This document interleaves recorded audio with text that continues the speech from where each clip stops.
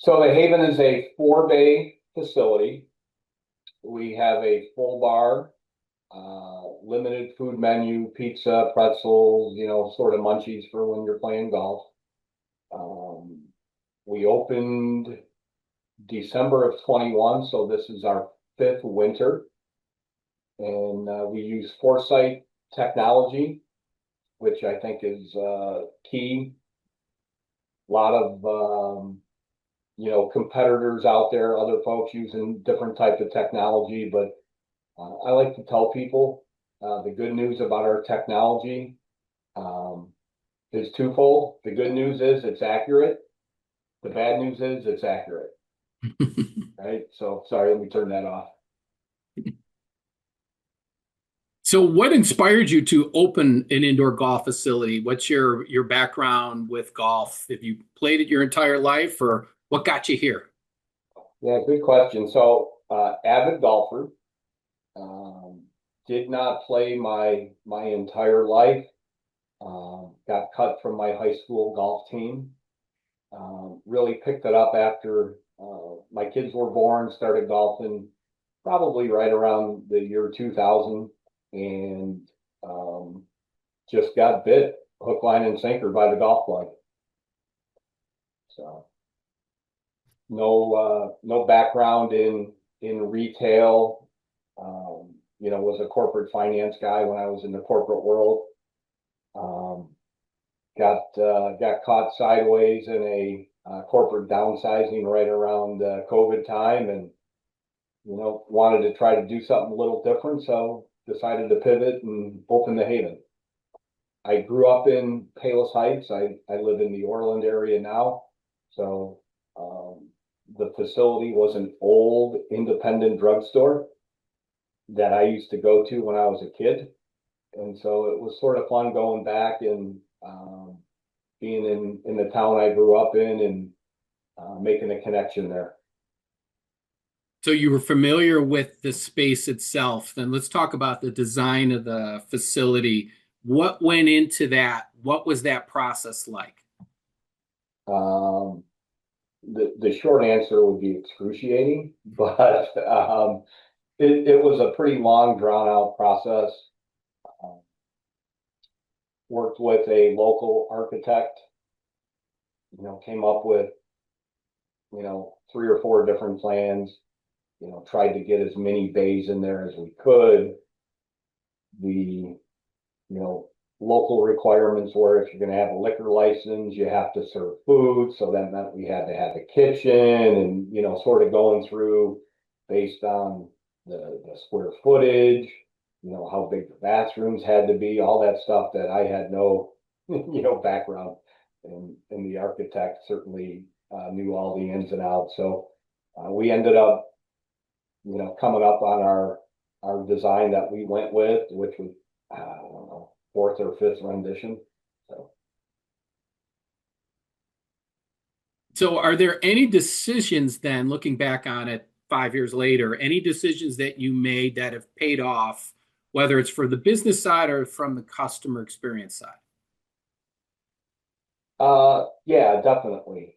So I think going with the technology that we did, literally had some guys in on Monday of this week. It was their first time in the facility. They played for 4 hours, and they're like, hands down, you have the best technology in the area, right? And so generally, and I, evolved. I've learned the space from when we opened, but I sort of put golf simulators in 2 general categories. They're either entertainment or they're geared towards the golfer. And I think the experience has been um, people appreciate the the better technology, the real data, not just some video game. So then it kind of leads me down a different path. Let's talk about, from your perspective, to the 109, I think we have 110 golf simulators in the Chicagoland area, at least on the list that we have. Yep. Speaking to those folks, leave out the, the bigger X golf or whatever, but speaking to more of the folks, could be at courses, could be standalone. What are some of the things that you've learned in these 5 years that are essential to operating a successful simulator business? Yeah. So, great question. I think, try to do as many things, and replicate as many things you do on a real golf course. Try to make it as realistic. For my leagues, for example, I do a weekly, two closest to the pin contest each week for our league guys, one on the front nine, one on the back nine. I run a skins game. I try to keep it very similar to what you would experience in the warmer months here in the Chicago area when you're outside. I try to come up with new ideas that, one will obviously bring people in, but keep them coming back. And whether it's, quite honestly, it's, copying what's popular. Last winter, we had, DeChambeau was trying to hit the ball over his house, into the thing. And, we had a version of something like that we could play on the sim, right? And guys would come in and, let's say, they booked 2 or 3 hours. They had 15, 20 minutes left after they finished their round. I'd set them up on that and they'd have a blast. A lot of times I'd be like, hey, you got another hour. We want to continue doing this. We're going to do this again for example, kind of thing. I did, also another, DeChambeau thing. We did the Break 50 challenge. I sort of modified it. I did a, 3-person, play from the red tees and, entry fee. And then the first team that, breaks 50 wins the pot kind of a thing. So always trying to come up with something a little different. We have sort of an ongoing hole-in-one challenge that, again, if there's free time on the bay, you want to, try your skill, luck, whatever it is you want to call it, you got a chance to win some prizes and different things. So your facility is located in Palos. There's a smattering of other simulator businesses in the area. How do you look at it in terms of acquiring new customers, whether it's for leagues or whether it's for people that go, on a, hopefully consistent basis? When you're trying to market your business, are you trying to reach the entire South Side? Do you find that there's a sort of a limit as far as how far people will drive to come to your facility? Yes and no. I would say probably the majority of my customers are within, 20, 30 minutes at the outer edge. Always trying to find new customers. Even this is my 5th winter, like I said, and I'll still have customers come in and like, oh my gosh, I didn't know you were here, kind of a deal. So, I've tried the direct mail. I've tried, Facebook, Google, direct marketing, a lot of different things that, try to expand the reach, of the Haven footprint, whether it be, physically or digitally, so to speak. Mm-hmm. So then from your perspective, talking to other business owners, which I'm sure you probably are somewhat familiar with other people who own simulator businesses, what are common mistakes that you see new simulator business owners make? What are things that you see and like, oh, avoid that? So the first thing, and it's not like a very specific, don't do, but so many people think that if you just, if you build it, they will come kind of mentality. And that's not the case. And I would say the biggest misconception, I want to say mistake, but misconception would be thinking you could do this as a side hustle, right? It's a lot of work. It's a grind, especially, during the winter months here. Like when we first opened, I was working, 80 to 100 hours a week, open to close, trying to, figure out the best process I had to figure out before I could train someone, right? So Mhm. that's what I would think would be the biggest misconception is, hey, let me throw one of these together. The other thing would be probably the size. Can there were times I'd love to have 5 or 6 bays, right? But the flip side of that is in the summer months, I still have to pay my rent, and the summer months are pretty slow. So, Walter, to your comment earlier, through a Facebook group, there's a group of golf simulator business owners, and I actually do one of these Zoom calls once a month with folks from all over the country that dial in and just share ideas. We used to bounce questions off each other on various posts, and I'm like, hey, who would be interested in doing a call? And we literally will get 30 to 40 people from all over the country dialing in every month. So one of the guys on the call has a really valid point. If you want to open a restaurant, you could Google it. You could probably go to the bookstore, and there's hundreds, if not thousands, of books on how to open a restaurant. How to open and set up a golf simulator business. There's probably none. Right? And so the whole idea is, I've had people call me, hey, what do you think about this idea, kind of a thing. Just share our experience. So that's actually such a great point because if I look back on when we first started tracking, say 10 years ago, standalone golf simulator business is probably less than 20 at that point. Now we're over 100 and continuing to grow. How do you see the future of indoor golf? How do you see it evolving in, say, the next 3 years? Yeah, so it's interesting. We don't get customers coming in now that say, gee, I've never done this before. Mhm. More customers are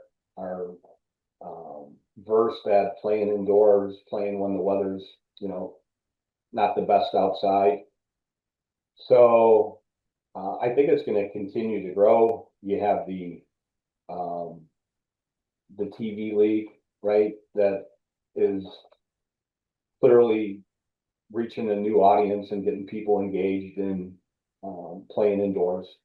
So I think it's going to continue to grow. Mhm. So then, I guess a final question on the simulator business side. What role do you think having instructors at your facility? I don't know if you offer that. Some do. You from the businesses that you talk to, how many do have like a PGA person on staff? Yeah, I would say probably 3/4, Mhm. right? It's interesting. Some golf simulator business owners are instructors, right? And then folks like myself, I have a couple of people that teach out of the Haven. They're not like staff. I don't employ them, but contractors that work out of there, and we'll probably get 2 or 3 inquiries on our website each week about, hey, I'm interested in lessons, kind of a thing. So it's a good partnership where we could share um, new golfers with the teachers, and they bring in some of their own clients, and then they come back and they practice at our facility in the wintertime as well. So,